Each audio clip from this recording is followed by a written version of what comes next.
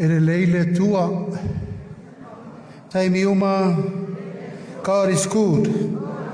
All the time. Pasanga le lo tua oi mai vai ai. O au o le vine moni. Atalofa. Afiloai. Atalofa. Afiloai mai vai ai. O au foi ole vine moni.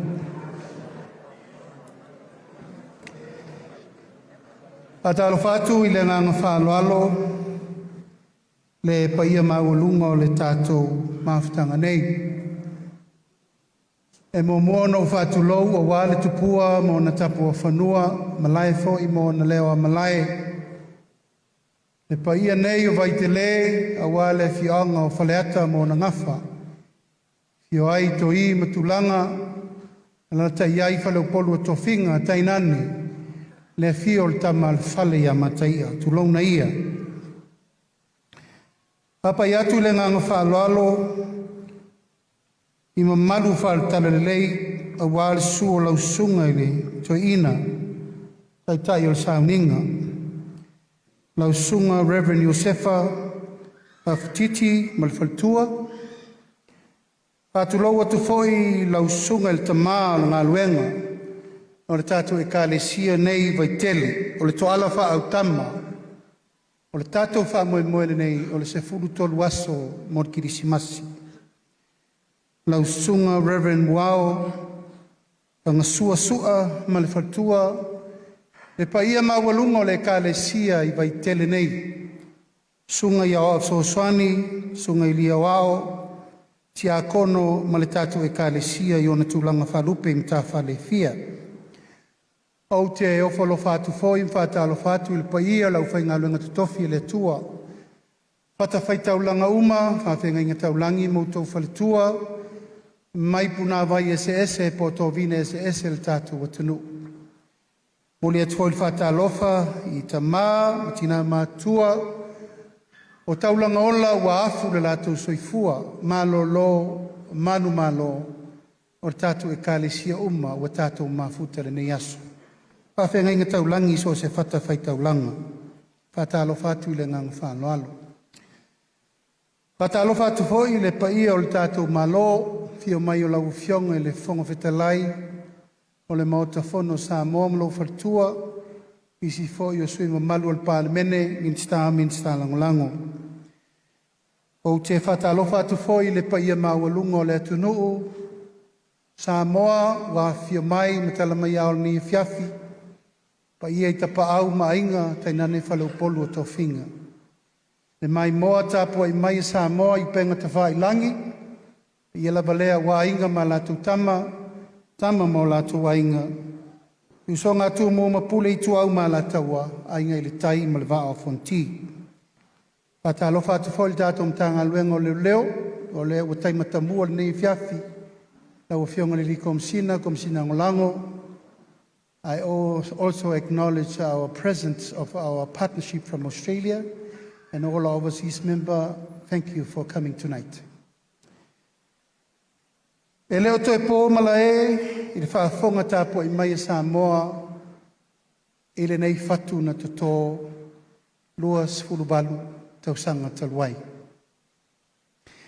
O se whamoe moena whauao, whaupō, e le nā saina le ngasu o le tai au. Le fior sunga i whawhenga inga taulangi, ia sunga, ia whaitala talapusi.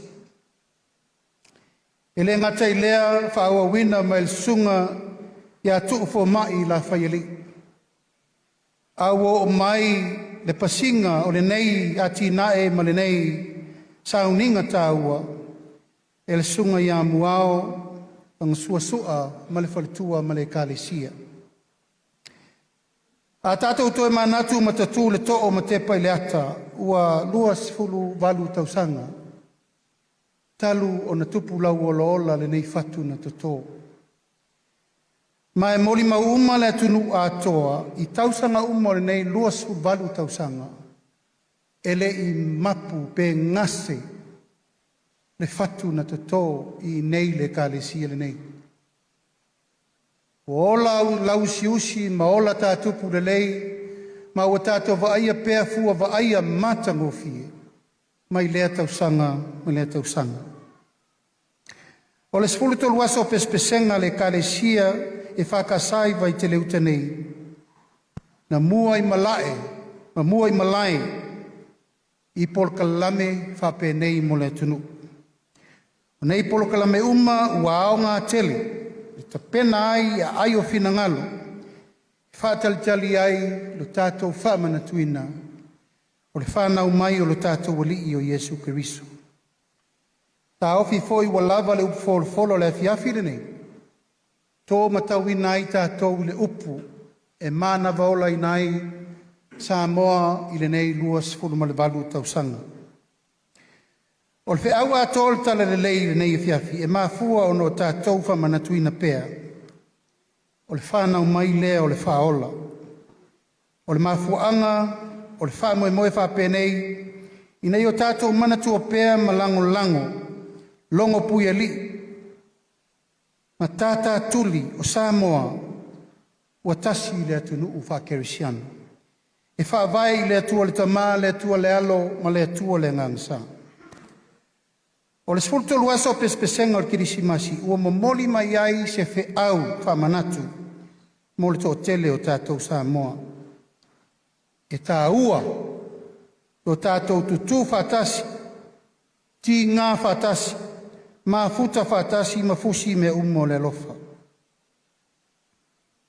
Ai se a, e le whaingo fia le tausanga le nei mo tātou atinu. E tasi le neo tausanga u wha mautala wha soropito, e le iso longa le lei le whainga malanga Samoa, mai le ua i masina e o mai le teimi le nei. E whai o fia naunga wha porokiki, au wha lave matu ia, ma wha lave tātou te le manao mia, wa a fia isi o tātou atinu. Tēne le sauaina, whasi o te tangata, a mi o mātanga, fuala au whasaina. O mawhitanga whapenei, e te tau o na whata ua e Samoa atoa, ai meise le tātou malo. Mawhitanga whapenei tātou te o mai whatasi mai o le mawhitanga whaale ainga. Tātou te o mai e mana tunatu le olanga, na fofoe o tātou mātua, o lea lea. O lea tua e whaavai ai si o tātou atinu. Ma o lea tua tātou te mauai fo i le ala upu moni ma leola. Ina i o tātou mauai pēa, e talito nunga e whaavavau. Ma mauai se Samoa, file mu se Samoa manuia, ai meise se Samoa, nofo whaalfani. E vea ni lau tā ua, whai elo leo, whai mawhonga tā momoli o le tātou whai ngā malo. I le pūlenga malo wha tau ngai. I o lau whionga le whangawhitalai ma le pāremene o Samoa. Kai nane le pāremia ma le kāpeneta, kai nane le whaamsino sili, pa le ofisa o whaamsinonga. Moli atuai lo mātua nganga whaamtei tele. I lo tau lava o nasa i le nei lua sur varu tau sanga. Le iei se teimi ni tātou whasoa ai. Au tau tinonga le vaianga whao whai, tātou tā pena mo le skirisimasi. Pe au lia le ola ma le malosi. O le a maile lango le tātou malo i porka lame whapenei. Ai sea, e tā ua le a puti o tupulanga la lovaoa o taimi whapenei. E te vesiri ai li tina ma le tamā po o whelo watali, o whelo wa wafine, i taimi whapenei. Tātou te o mai ai e tau le toia fio mai o le tātou o li whaola. O le atua na valo ia o tātou mātua, o le atua o tātou te tonu iai. O afe vesia inga o le lalolangi nei, o afo inga luenga whita ma whaingta, whamai le atua, o la uamo e mama ia. Vea nia vano tā ua mo le tuai mo ngā lofa, whamanianga, a le tātou malo, ma le whainga malo i lau sunga le whavenga inga taulangi, me se le whaltua ma le tātou e kālesia, tātou tau pule ola i le alofa ma le anga le leo le atua a walfa moe mo le rumanai. Vea tuai whonia vanoe mo le atuai wha aftai tele i lato uma o lango e kālesia uma, sponsors, a me se le tātou TV tasi. Ia, malo pe to fata wal sponsoring o tato por kalami pai usa mato tala fa pe o le fio mai mata mai a on tanga luengo leo tau la mua pe fai sao ya manuvao ele ngate na pui sao ngale mua le tunu ya e le fo ya la to pespesenga pa to fi mali ai ni me o fa le tonu tato tunu pai ule masele o fa pe o ina le tato malo se soani mo lau sunga le whawhengai ngā taulangi ma le whartua, ma le tato e kālesia e amatai le whai taulanga o le tū whātasi, o le ngā rua whātasi le tato malo, ma le tato e kālesia mo por kalame le tau sang fau, poi nā tuai le luas furuafe tā la. Ia, alofa mai le tū pulpul tele, tau lumanga mwha mua moenga le nei fiafi a ta ape a whatuati, o pepe le tau manu ula matari mau i ngafo i ngā teifale, o wauto fai walo filima, ina ia leo le lei pea, au fai pese uma, o le anga solo mai, au walfa manatuina, o le sifuru tolu waso, o le tato e kālesia. O te fasi sila alo i atuai, ua tatala alo i anei, le amatanga, o le tato sifuru tolu waso, pespesenga mor kirisimasi, manuia kirisimasi ma le tau sanfou, soi fua mai manuia. La quinta como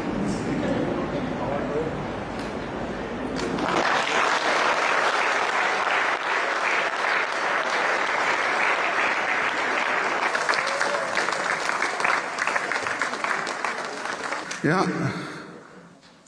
tapa fua ilo mo manu ma walunga o fionga i palemi o Samoa. O fionga lau sunga i le lauri o le male toa, le otea Jose Smith.